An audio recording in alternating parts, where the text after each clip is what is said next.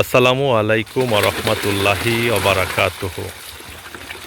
দর্শক, আজকে আমাদের প্রকল্প থেকে আমরা এক গাড়ি পদ্মা নদীর কার্প জাতীয় মাছের চাপের পোনা ডেলিভারি করতেছি।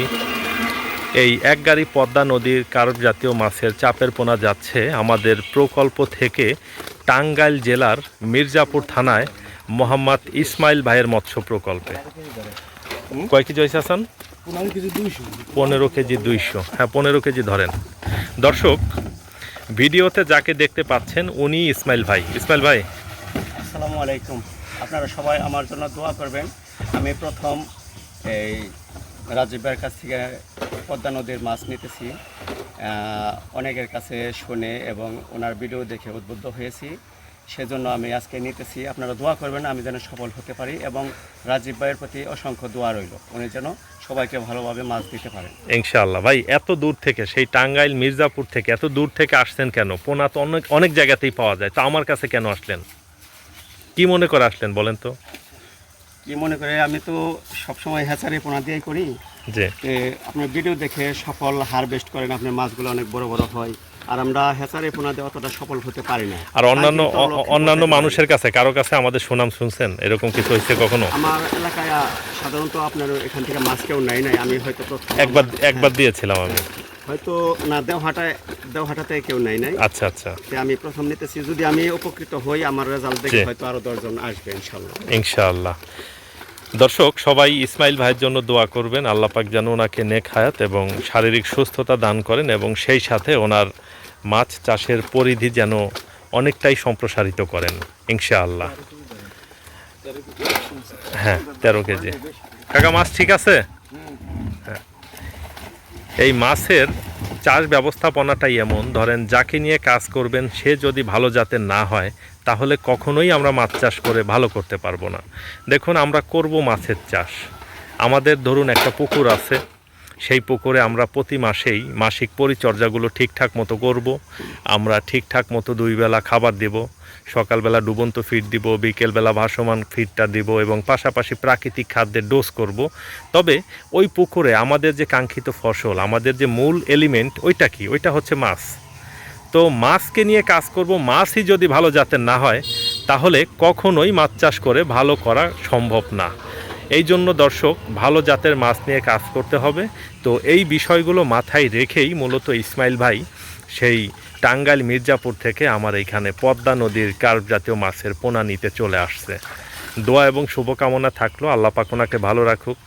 ওনার মাছের প্রতি অত্যন্ত নিশা, যেটা ওনার সাথে সকালবেলা থেকেই আমার অফিসে 2 জন বসেছিলাম, কথা বললাম। কথা বলে যেটা মনে হলো যে এই বয়সে এসেও ওনার মাছের প্রতি ভালো একটা নিশা কাজ করে, একটা আকর্ষণ আছে। উনি আমাকে সকালবেলা বলতেছে যে রাজীব ভাই, আমার এমন মনে হয় যে মাছ চাষ না করলে আমি মনে হয় বাঁচবো না। তো কথাটা আমি মনে রাখছি, বলছিলেন না ভাই? ঠিক আছে, মিশে গেছে। আল্লাহ আপনার মনের আশা পূরণ করুক, এবং আপনি অনেক বড় চাষি হন, আমি দোয়া করি আপনার জন্য ইনশাআল্লাহ। দর্শক, এখন আর আমাদের কাছে আপনারা ছোট সাইজের মাছটা পাবেন না, যদিও ছোট সাইজের মাছের 2-1টা ভিডিও আমি মাঝে মধ্যে আপলোড দেই। এইগুলা দেওয়ার কারণ হচ্ছে অনেক আগে, এখন থেকে 2 মাস 3 মাস আগে আমাকে বুকিং করে রেখেছিলেন যারা, তারা মাছগুলো নিতে পারেননি। হয়তোবা আমি সময় সুযোগ করে দিতে পারিনি, অথবা তারা হয়তো সময় সুযোগ করে নিতে পারেনি। ধরুন তাদের পুকুর প্রস্তুতি ছিল না, বা পুকুর খনন করতেছিল অনেকেই, হয়তো খনন কার্য শেষ হয়েছিল না। এরকম নানান ধরনের জটিলতার কারণে মাছগুলো নেওয়া হয়নি। এখন সেইগুলো ডেলিভারি দিচ্ছি, এবং এই কথাগুলো এই জন্যই বললাম। ইদানিং কয়েকদিন যাবত আপনারা বিভিন্ন জায়গা থেকে ফোন দিচ্ছেন, দেশের থেকে এবং দেশের বাইরে থেকেও, প্রবাসী বিভিন্ন দেশ থেকেও আপনারা, প্রবাসী ভাইরাও ফোন দিয়ে বলতেছেন যে রাজীব ভাই, আপনাকে ফোন করলে বলেন যে 25-30 লাইনের মাছ হবে না, 20 লাইনের মাছ হবে না, কিন্তু আপনি তো ডেলিভারি দিচ্ছেন। ভাই, একটু বোঝার চেষ্টা করতে হবে। ওই চাষি ভাইরা আরও 2 মাস 3 মাস আগে আমাকে বুকিং করে রেখেছিলেন।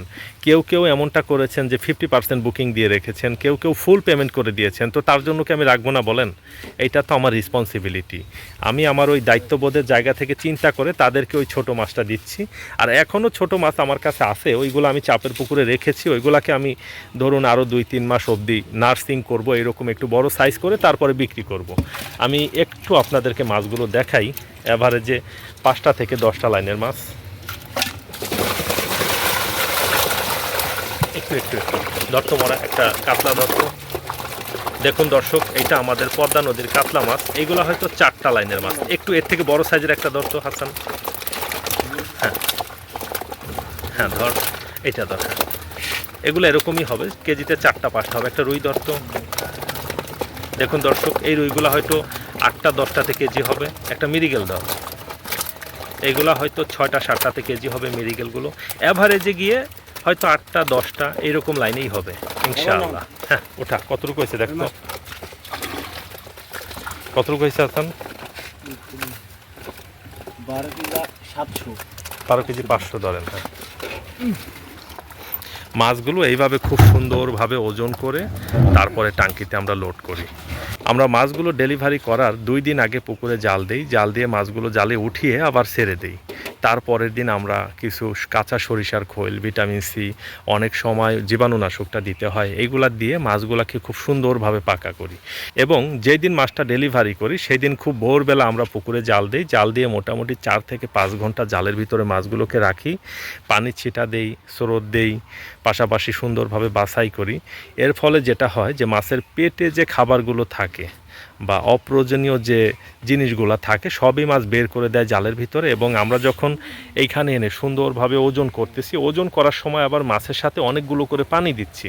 পানি দিয়ে যখন ওজন করতেছি মাছটা কিন্তু ধোয়া হয়ে যাচ্ছে, মাছটা সুন্দরভাবে ধুয়ে নিচ্ছি, ধুয়ে আবার যখন টাঙ্কির ভিতরে দিচ্ছি মাছগুলো একেবারে সুন্দর যাচ্ছে। সে টাঙ্কির ভিতরেও কোনো ময়লা ছাড়বে না এবং টাঙ্কির পানিগুলোও নষ্ট হবে না। আমি একটু উঠে আপনাদেরকে দেখাই। দেখুন এই টাঙ্কিতে মাছ দিচ্ছি, টাঙ্কির পানিগুলো কত সুন্দর পরিষ্কার, দেখেন একেবারে টাঙ্কির নিচ অবধি দেখা যাচ্ছে। দেখুন দর্শক, একেবারে চকচকে পানি, কত সুন্দর আছে মাছগুলো, মাশাআল্লাহ, আলহামদুলিল্লাহ। দর্শক, এখন আমাদের কাছে আপনারা ছোট সাইজের মাছ পাবেন না, এখন আমাদের কাছে 4টা থেকে 5টা অথবা 5টা থেকে 10টা এই 2 ধরনের মাছই পাবেন। এই 2 ধরনের মাছেরই একই প্রাইস। 4টা থেকে 5টা লাইনের যে মাছ ওইটাও যে দাম, 5টা থেকে 10টা দামের মাছ ওইটাও একই দাম।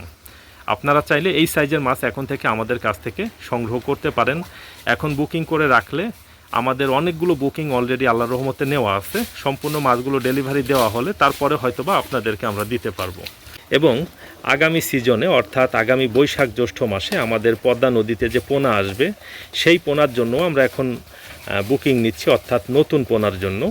অ্যাভারেজে কেজিতে 5,000 থেকে 10,000 লাইন অথবা 3,000 থেকে 5,000 লাইন এরকম ছোট সাইজের ধানি মাছটা আর কি। ওই মাছটার জন্য চাইলে এখন আপনারা আমাদেরকে বুকিং করে রাখতে পারেন, ওইটার জন্য এখন আমরা বুকিং নিচ্ছি এবং অনেকগুলো বুকিং অলরেডি আমরা নিয়ে ফেলেছি, আলহামদুলিল্লাহ, শুকর আলহামদুলিল্লাহ। তো যাই হোক দর্শক, আপনাদের সবার সুস্বাস্থ্য এবং দীর্ঘায়ু কামনা করে আমাদের আজকের ভিডিওটা আমরা এইখানে শেষ করতেছি। আপনারা সবাই ভালো থাকবেন, সুস্থ থাকবেন, আমার জন্য সবাই দোয়া করবেন। আসসালামু আলাইকুম ওয়া রাহমাতুল্লাহি ওয়া বারাকাতুহু।